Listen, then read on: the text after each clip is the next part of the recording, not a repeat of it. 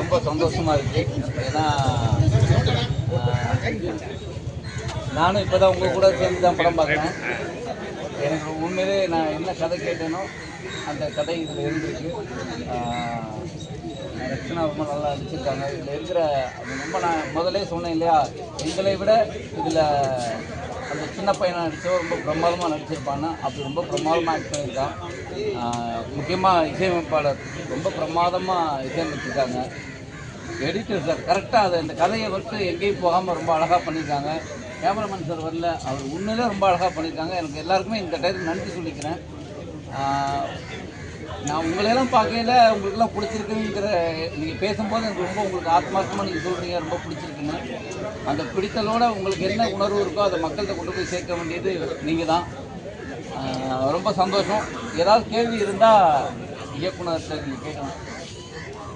அனுபவம் இருக்குமோ அந்த பேங்க் இந்த மாதிரி இல்லை யார்கிட்ட தெரிஞ்சவங்களுக்கு? சார், நான் என்னோடய ஊர் வந்து ராணிப்பேட்டை பக்கத்தில் ஒரு வில்லேஜ் இருக்குது. அங்கே என்னுடைய நண்பருக்கு நடந்த ஒரு நிகழ்ச்சி தான். அதை அந்த ஐடியாவை வச்சுக்கிட்டு தான் நாங்கள் கதையாக பண்ணோம். அது ஒரு கான்ஃப்ளிக்ட் ஸ்ட்ராங்காக இருந்தது. ஸோ அது கதைக்கான ஒரு கான்ஃப்ளிக்டாக எனக்கு தெரிஞ்சுது. ஸோ இது நிச்சயமாக எல்லாத்துக்கும் சொல்லணும்னு தோணுது. அதன் அடிப்படையில் தான் கதையாக படத்தில் ஜெயிச்சிட்டாங்க. நகத்தில் அவர் ஜெயிச்சாரா? இன்னும் போராடி டைரக்டர் மூலப்பத்திரம் இல்லாமல் எப்படி கொடுப்பாங்களா? சரி, இப்போது நம்ம மூலப்பத்திரம் தொலைஞ்சி போச்சு, நம்ம காப்பி வந்து போட்டு வாங்கலாம் ரிஜிஸ்டர் ஆஃபீஸில். ஸோ அந்த மாதிரி வந்து போலியாக எடுத்து பண்ணது தான். எல்லாமே ஃபோர்ஜரிங்கிறது தான் நம்ம கதையை. எல்லாமே ஃபோர்ஜரி அப்படிங்கிறது தான் நம்ம படத்தில் வந்து விவசாயம் பண்ணிட்டு இருக்காங்க. அவங்க வந்து அழிக்கிறாங்க, லோன் கொடுவாங்க. விவசாயி வாழலாம் அப்படின்ற ஒரு கான்செப்டையும் கொண்டு வந்திருக்கீங்க நல்லா படி. ஆனால் கடைசியாக அந்த குழந்தைய கவர்மெண்ட் ஸ்கூலில் சேர்க்கும் பொழுது அவங்க அப்பா பேசும்போது டைலாக் பேசுவார். பின்னாடி வந்து அக்பரும் சிவாஜி நடிச்சிருப்பீங்க. ஏன் அம்பேத்கரை காட்ட மறந்துட்டீங்க?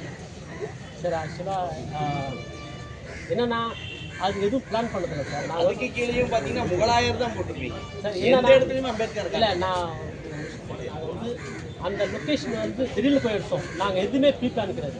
அந்த ஸ்கூல் வந்து ஒரிஜினல் ஸ்கூல் அது யதார்த்தமாக இருந்தது. ஆல்ரெடி நாங்கள் எதுவுமே பிளான் பண்ணல. அங்கே இருந்த ஸ்டிக்ஸு பேக்ரவுண்ட் எல்லாமே வந்து ஆல்ரெடி ஒட்டி இருந்தது. உண்மையான ஸ்கூல் அது. ஸோ அங்கே ஷூட் பண்ணோம். அந்த ஃப்ரேம் நல்லா இருக்கிறதால அந்த ஆங்கிள் ஃபிக்ஸ் பண்ணோம். நிச்சயமாக எந்த ஒரு இன்டென்ஷனும் கிடையாது. ஸ்கூலு எல்லாமே ஓகே. ஆனால் இங்கே கல்வி கண் திறந்த காமராஜர் போட்டோ கூட வைக்க மறந்துட்டீங்களேன்னு தான் சொல்ல வரேன். 2 பேர் தான் மிகப்பெரிய ஆட்கள். எல்லாருமே கல்வி வேணும்னு போராடினவங்க. அக்பர், சிவாஜி இவங்கெல்லாம் வந்து வரலாற்றில் இருக்காங்க. தவிர நம்மளுக்கு கல்வி மிக முக்கியம். அடுத்த தலைமுறைக்கு கடத்த போகிறோம்னு சொல்கிறோம்ல, அது எவ்வளோ முக்கியமான இடமா இருக்குது. அந்த இடத்துல மிஸ் பண்ணிட்டீங்களோன்னு தோணுச்சு சார். நிச்சயமாக அது வந்து எங்கள் ஆர்ட் டைரக்டரோ நாங்களோ பிளான் பண்ணதில்லை. ஒரிஜினல் ஸ்கூலில் ஒட்டி இருந்தது ஆல்ரெடி. அந்த இடத்த நாங்கள் பயன்படுத்திக்கிட்டோம். நிச்சயமாக நாங்கள் வந்து எந்த இன்ட்ரெஸ்டோடு அதை பண்ணோம். சார், கோர்ட்டு காட்சி நல்லா இருந்துச்சு. கோர்ட்டுக்கு தான் சினிமாத்தனமான கோர்ட்னால் என்னோட நண்பர்கள் சில பேர் வக்கீலாக இருக்காங்க. என்னோட நண்பர்கள் சில பேர் வக்கீலாக இருக்காங்க. அவங்களோட சின்னதாக ஒரு டிஸ்கஷன் பண்ணோம். அவங்க கொடுத்த ஐடியா பண்ணி தான் ஆர்ட் டைரக்டருக்கு சொல்லி சார். நாங்கள் அவரோட கடந்த கால பெர்ஃபார்மன்ஸ் ரொம்ப நல்லாயிருக்கும்.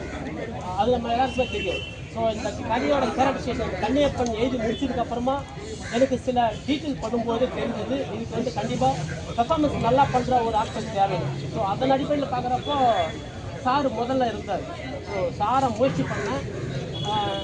அன்பாக தான் எனக்கு அறிமுகப்படுத்தி சார் கிடைச்சதுனால நாங்கள் அந்த ஆப்ஷன் சரியான ஆப்ஷன். இந்த மாதிரி கேஸில் கீழ்கோர்ட்டு இவ்வளோ பெரிய ஃப்ராட் பண்ணுறவங்க கீழ்கோர்ட்டோட நின்ற மாட்டாங்க. அடுத்து விஜயே பாருங்க, சுப்ரீம் கோர்ட். எஸ் சார், நாங்கள் வந்து இதோட கதையை முடிச்சுட்டோம். அடுத்தது வந்து செகண்ட் சின்ன பட்ஜெட் படம். ஹீரோ வந்து உங்களுக்கு பெரிய ஹீரோ. சமீபத்தில் இப்போ 2 நாள் முன்னாடி கூட ஒரு வெப் சீரிஸ் ஒன்று வந்துச்சு. அப்போ நல்லா எடுத்துருந்தீங்க கேட்டதுக்கு ஹீரோ தலையீடு இல்லை சார், ப்ரொடியூசர் தலையீடு இல்லைன்னு. இந்த படத்துக்கு இந்த மாதிரியான தலையீடு உங்களை நல்லா பார்த்துக்கிறேன், சந்தோஷம் தான் சார். அதே மாதிரி இருந்ததா தலையீடு? நினைச்ச கதை எடுத்துக்கலாம். ரொம்ப சூப்பராக இருந்தது. கதை விஷயத்தில் வந்து எனக்கு யாரோட தலையிடும் இல்லை. அது தயாரிப்பாளராகட்டும், நடிகர்களாகட்டும், மற்ற தொழில்நுட்ப கலைஞராகட்டும், யாரோட தலையிடும் இல்லை. நான் நினச்சது எடுக்க முடிஞ்சது. அது எல்லாத்துக்கும் நன்றி. எனக்கு அந்த ஃப்ரீடம் கொடுத்த அனைவருக்கும் நன்றி.